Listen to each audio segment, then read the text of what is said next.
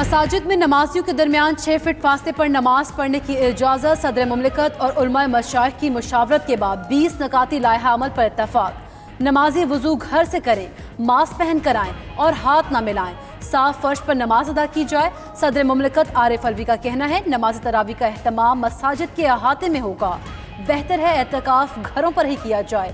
احتیاطی تدابیر پر عمل نہ ہونے پر حکومت فیصلوں پر نظر ثانی کرے گی۔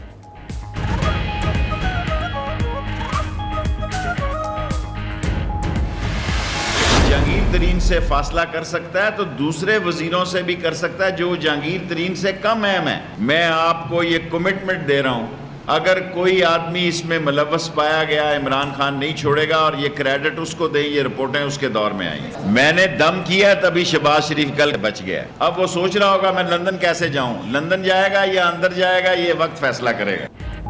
عمران خان کے انتہائی قریب جہانگیر ترین نہ بچ سکے تو باقی کون بچے گا؟ آئی پی پیز، شوگر، فلور اور قرضوں کی رپورٹس پر عمران خان فائنل راؤنڈ کھیلے گا۔ جو وزیر ملوث ہوا اس کو پھکی لازمی ملے گی۔ وزیر ریلوے شیخ رشید کی گفتگو، مزید بولے کہ میرے دم کا اثر ہے کہ کل شہباز شریف بچ گئے۔ شیخ رشید کا وزیر اعلیٰ سندھ کو اکٹھا ہونے کا مشورہ۔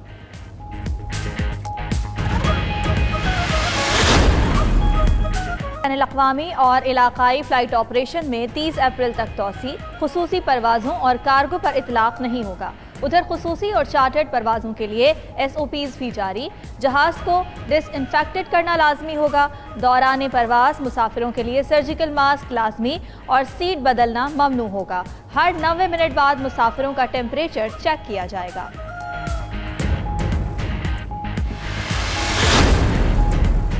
1 لاکھ کرایہ دے کر واپس آئے، یہاں کھانا مل رہا ہے نہ بہتر سہولت۔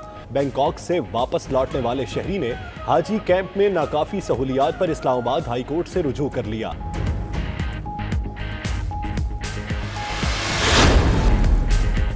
لوگ غیر ضروری گھروں سے نہ نکلتے تو آج اتنے کیسز نہ ہوتے۔ وزیر اعلیٰ سندھ کا پاکستان میڈیکل ایسوسی ایشن کے وفد سے اظہار خیال۔ مزید بولے کہ انہوں نے شاید اپنے فیصلوں میں غلطیاں کی ہوں، لیکن ہر فیصلہ عوام کو بچانے کے لیے کیا تھا۔ ادھر مراد علی شاہ سے تاجروں کے وفد کی بھی ملاقات، کاروبار محدود پیمانے پر کھولنے سے متعلق تجاویز پر غور۔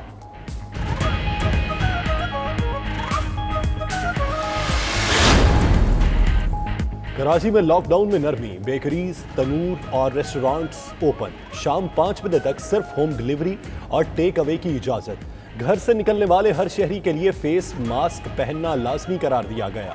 دودھ دہی والی دکانیں رات 8 بجے تک کھلی رہیں گی۔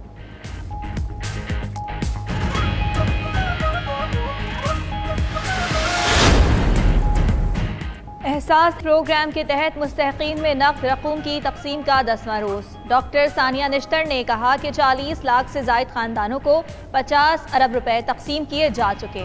ادھر وزیر اعلیٰ پنجاب عثمان بزدار کا کہنا ہے پاکستان کی تاریخ میں مالی امداد کا ایسا شفاف اور تیز ترین پروگرام کبھی شروع نہیں کیا گیا۔ ماضی کی حکومتوں نے عوام کو خالی نعروں سے بہلایا۔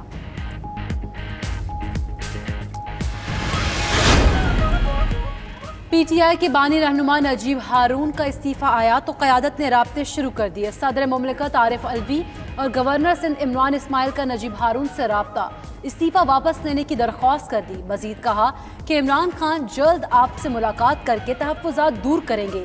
نجیب ہارون نے اپنے حلقے کراچی کے لیے کچھ نہ کر پانے پر قومی اسمبلی کی نشست سے استعفیٰ دیا۔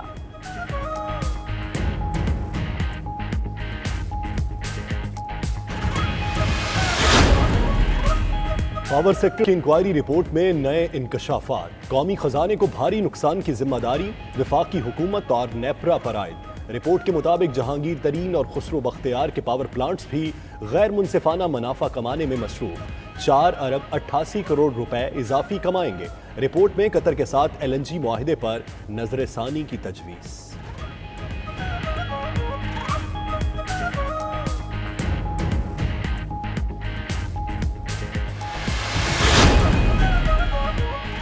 میڈیکل سٹور مالکان اب میڈیسن پرائز بک کیش کاؤنٹر پر رکھنے کے پابند ہوں گے۔ پنجاب حکومت کا ادویات کی قیمتیں کنٹرول کرنے کے لیے آگاہی مہم چلانے کا فیصلہ۔ چیف سیکریٹری کی صوبے بھر کے ڈپٹی کمشنرز کو ہدایت۔ رپورٹ کے مطابق بیشتر شہروں میں میڈیکل سٹور مالکان ادویات کی منہ مانگی قیمتیں وصول کر رہے ہیں۔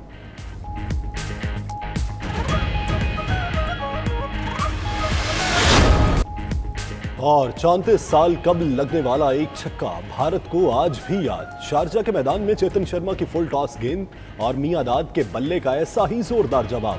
تاریخی چھکا آج بھی ہر کرکٹ شائق کے ذہن پر نقش۔ آئی سی سی نے بھی تصویر شیئر کرتے ہوئے چھکے کی یاد تازہ کر دی۔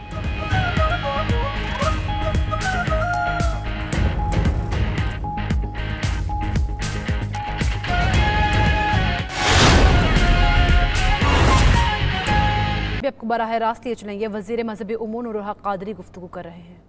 لائحہ عمل اور SOPs پوری قوم اور ائمہ مساجد اور علماء کرام کو بتائیں۔ میں سارے چیف منسٹرز کا، سارے گورنرز کا، سارے علماء اور مشائخ کا جو آج سارے چیف منسٹرز کا، سارے گورنرز کا، سارے علماء اور مشائخ کا جو آج اس کانفرنس میں تشریف فرما تھے، اور ہر صوبے سے، گلگت بلتستان سے اور آزاد جموں کشمیر سے، اور ان سیاستدانوں کا سب کا مشکور ہوں جن سے مشورہ کیا گیا اور تقریباً ہر چیز پر مکمل اتفاق پایا گیا۔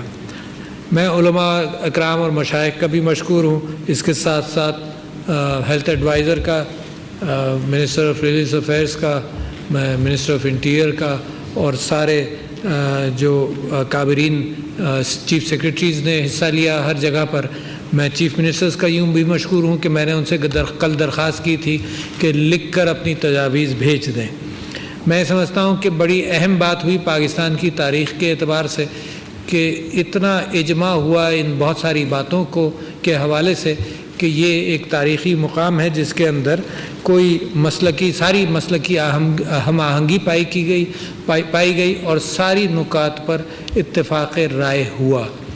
کیونکہ رمضان کا مہینہ شروع ہونے والا ہے اور رمضان عبادتوں کا مہینہ ہے، مغفرت کا مہینہ ہے، اور مسلمان کو بڑی محبت ہے اس مہینے کے ساتھ اور اہتمام کرتے ہیں ہم تراویحوں کا اور نمازوں کا، تو یہ بہت ضروری تھا کہ رمضان سے پہلے حکومتوں کے مشورے بھی شامل ہو جائیں آج کے حالات کے اعتبار سے، اور سارے ائمہ اور مشائخ کے بھی سارے مشورے آ جائیں۔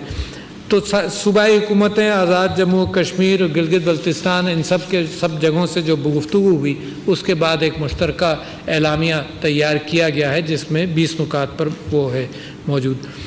آزاد کشمیر میں خاص طور پر وہاں سے اس بات کا ذکر ہوا کہ ریاستی جبر و تشدد جو آکوپائیڈ جموں و کشمیر کے اندر ہو رہا ہے اس وقت رمضان کے اندر، ان کے لیے بھی دعا کی جائے اور اس میں اللہ تعالیٰ سے مغفرت بھی، معافی بھی مانگی جائے اور مدد کی بھی درخواست کی جائے کہ ان کے اوپر آسانیاں پیدا ہو جائیں۔ صدقات اور خیرات کا اہتمام کا ذکر میں اپنے کئی مرتبہ کر چکا ہوں۔ میں سمجھتا ہوں کہ یہ جو مساجد اور مدارس میں صدقات اور خیرات کا اہتمام ہوتا ہے رمضان کے اندر، اس کو جاری رکھا جائے، کیونکہ یہ انسٹیٹیوشن مسلمانوں کا انہی بنیادوں پر، مسلمانوں کی اپنی کوآپریشن کی بنیاد پر صدقات، زکوٰۃ اور خیرات کے حوالے سے چلتا ہے۔ اس کے اندر لوگوں سے میری اپیل ہے کہ اس کے اندر کوئی کمی نہ کی جائے۔ جتنی پہنچ علماء کی ہے اور ائمہ کی ہے قوم کی جڑوں تک، وہ شاید کم اداروں کی ہوگی، تو لہٰذا یہ بہت ضروری تھا کہ اس ماحول کے حوالے سے صرف عبادتوں کا ہی نہیں بلکہ جو ہدایات صحت کے حوالے سے بھی جو ہر گھر تک پہنچ سکتی ہے، اس کے لیے مسجد کو ہی ذریعہ بنایا جائے تاکہ ہر فرد تک یہ بات پہنچ جائے کہ کس طرح سے احتیاط کی جائے، اور قوم اس ڈسپلن کا اظہار کرے کہ یہ قوم جو ہے یہ اللہ تعالیٰ کی آزمائشوں کے ساتھ گزرتی ہوئی، معافی مانگتی ہوئی ایک اچھی قوم بنتی جا رہی ہے جو اپنے آپ کو بڑے منتظم انتظام کے ساتھ چلانا چاہتی ہے۔ میں میڈیا سے بھی گزارش کرتا ہوں کہ جن چیزوں کا فیصلہ ہوا ہے یہ بالکل اتفاق رائے کے ساتھ ہوا ہے۔ کسی ایک فرد نے یہ بات نہیں کی، کسی ایک فرد نے، نہ کسی ایک حکومت نے یہ بات کی کہ تراویح نہ ہو اور مسجدوں کا لاک ڈاؤن ہوا، کسی نے نہیں بات کی۔ تو لہٰذا اس کو بلا وجہ ڈیبیٹ میں لانا کہ ایسا ہونا چاہیے ویسا ہونا چاہیے، کسی ایک نے نہیں۔ اور صحت کے ہیلتھ منسٹر بھی موجود تھے، ان کا جو مشورہ اور WHO کا جو مشورہ ہے وہ بھی اس کے اندر اس کو شامل کر لیا گیا۔ اب یہ ذمہ داری ہے صرف ہر فرد کی ذمہ داری ہے، یعنی یہ ائمہ کی ذمہ داری اکیلی نہیں ہے، نہ قانون کی ذمہ داری ہے امپلیمنٹ کرنے کے حوالے سے، یہ ہر فرد کی۔ جب اجماع ہو جائے خیالات کے اوپر اور اتفاق ہو جائے ائمہ کے درمیان، مشائخ علماء کے درمیان اور حکومت کے درمیان، پھر اس کی خلاف ورزی تو بالکل ایک گناہ سمجھی جائے گی۔ تو لہٰذا اب اس بات کی ضرورت ہے کہ عوام اس پر خود پابندی کرے۔ وہ قومیں ترقی کرتی ہیں جہاں پولیس مجبور نہیں کر رہی ہو پابندی کرنے کے لیے، بلکہ خود لوگ کہیں کہ ہم انتظام کریں گے اس بات کا۔ اور اس اسلام کے اندر مسجد نبوی سے اور قرآن کی آیات کے اعتبار اللہ تعالیٰ کے احکامات بھی آئے۔ جب مسلمانوں نے اس تنظیم کے معاملے کے اندر ذرا سی بھی کوتاہی ہوئی تو ایک بڑھتی ہوئی مسلم امت کے لیے بے انتہا ضروری ہے کہ وہ خود ان چیزوں کا اہتمام کرے۔